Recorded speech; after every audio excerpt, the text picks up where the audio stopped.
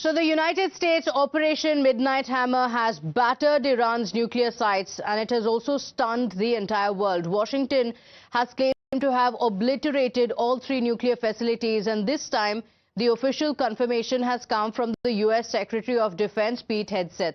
In a first detailed news press briefing after the full-fledged attack, the Pentagon chief repeated Trump's claim that U.S. has obliterated Iranian nuclear sites. Hegseth addressed the media alongside the U.S. chairman of the Joint Chiefs of Staff, Dan Kane, and issued stern warning to Iran, saying any retaliation by Tehran against Washington will be met with force far greater. He also heaped praise on President Donald Trump, calling his decision bold and brilliant.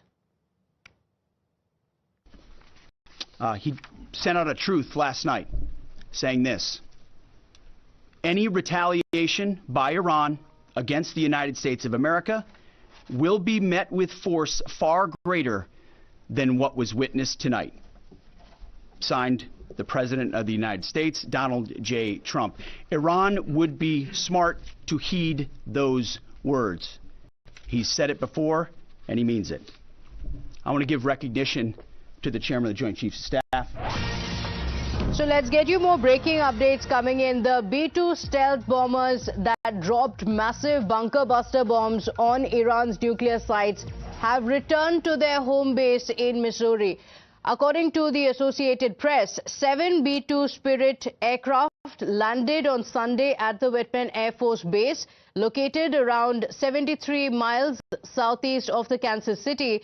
This base houses the 509th Bomb Wing, the only U.S. unit that is equipped to fly the B-2 bombers. Now, B-2 bombers have hit the headlines for the ability that they have and how they have hit the nuclear sites in Iran. And now, in completing the successful mission, the B-2 stealth bombers have, after dropping massive bunker buster bombs on Iran's nuclear sites, returned to their home base. This marks the completion of the entire mission. Remember, the U.S. President Donald Trump had tweeted about the bombs being dropped on the nuclear sites in Iran only after the B-2 stealth bombers were out of the Iranian airspace. And after that confirmation came in, it's a long journey. In fact, we're told it took 37 hours. It was a 37-hour mission to hit the nuclear sites in Iran, with refueling being done multiple times mid-air.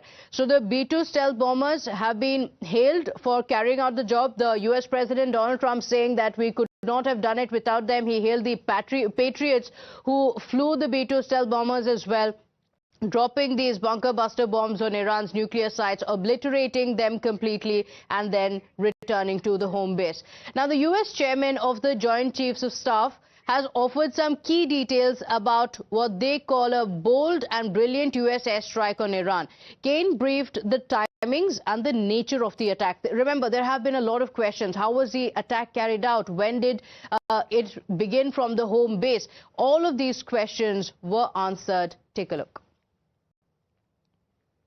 I'll refer you to the graphic on the side as I walk you through some of the operational details. At midnight Friday into Saturday morning, a large B-2 strike package comprised of bombers launched from the continental United States. As part of a plan to maintain tactical surprise, part of the package proceeded to the west and into the Pacific as a decoy, a deception effort known only to an extremely small number of planners and key leaders here in Washington and in Tampa. The main strike package, comprised of 7 B-2 Spirit bombers, each with 2 crew members, proceeded quietly to the east with minimal communications. Throughout the 18-hour flight into the target area, the aircraft completed multiple in-flight refuelings. Once over land, the B-2s linked up with escort and support aircraft in a complex, tightly timed maneuver requiring exact synchronization across multiple platforms platforms in a narrow piece of airspace. At approximately 5 p.m. Eastern Standard Time last night, and just prior to the strike package entering Iran, a U.S. submarine in the Central Command Area of Responsibility launched more than 24 Tomahawk land attack cruise missiles against key surface infrastructure targets at Esfahan. At approximately 6:40 p.m. Eastern Standard Time, 2:10 a.m. Iran time, the lead B-2 dropped 2 GBU-57 massive ordnance penetrator weapons on the first of several aim points at Fordow. As the president stated last night, the remaining bombers then hit their targets as well, with a total of 14 MOPs dropped against 2 nuclear target areas. All 3 Iranian nuclear infrastructure targets were struck between 6:40 p.m. and 7:05 p.m. Eastern Time. Again, that's about 2:10 in the morning local time in Iran. So these were the key details of the entire operation on how the United States carried out this attack in the Iranian nuclear sites.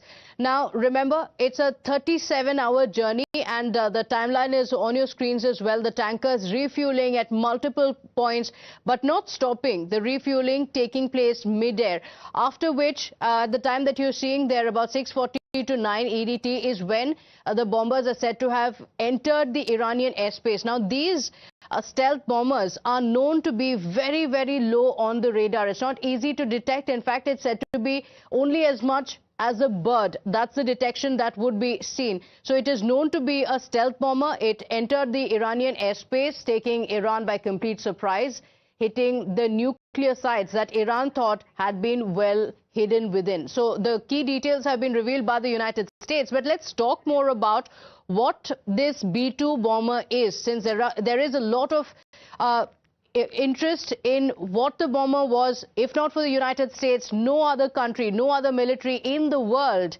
could have targeted these sites hidden and well protected within Iran. So let's talk about the journey that was undertaken by the U.S. military. Now, it started off from the Missouri Air Force Base, and that was the starting point, after which there have been, like we mentioned, multiple refueling that took place. So there were 2 formations of the 4 KC-135 over Kansas, and this is where the refueling took place without stopping at all. So it was a continuous journey with refueling taking place mid-air. It's a trans-Pacific flight with bombers proceeding across the continental United States and across the Pacific Ocean as well. So the entire journey being undertaken, a continuous flight operation taking place, and then finally entering the Iranian airspace. And this is where the challenge comes in, because if it is detected, then what happens? But remember, this is a low radar or not easy to detect aircraft. So it entered the Iranian airspace and then attacked the nuclear sites and came back safe, now finally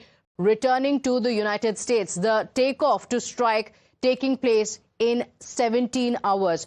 In fact, while answering a series of questions, the U.S. Secretary of Defense also warned Iran, saying Tehran should not even think about retaliation. What will be your next step if Iran or militias under Iranian influence in the region attack U.S. interests or allies in the region? Ultimately, wherever it may be, whether it's in Iraq or Syria or bases in the Gulf, as the president said, it would be, as the chairman said, it would be a very bad idea for Iran or its proxies to attempt to attack American forces. So monumental damage was done to all nuclear sites. That's the claim that has come in from Donald Trump. Remember, the U.S. president has been giving updates on social media, and he says this comes amid Iran claiming not much damage has been done. But Donald Trump has claimed that monumental damage was done to all nuclear sites in Iran, as shown by the satellite images. Obliteration is an accurate term. The white structure shown is deeply embedded into the rock. So he's talking about the satellite images, which we had also put out last evening.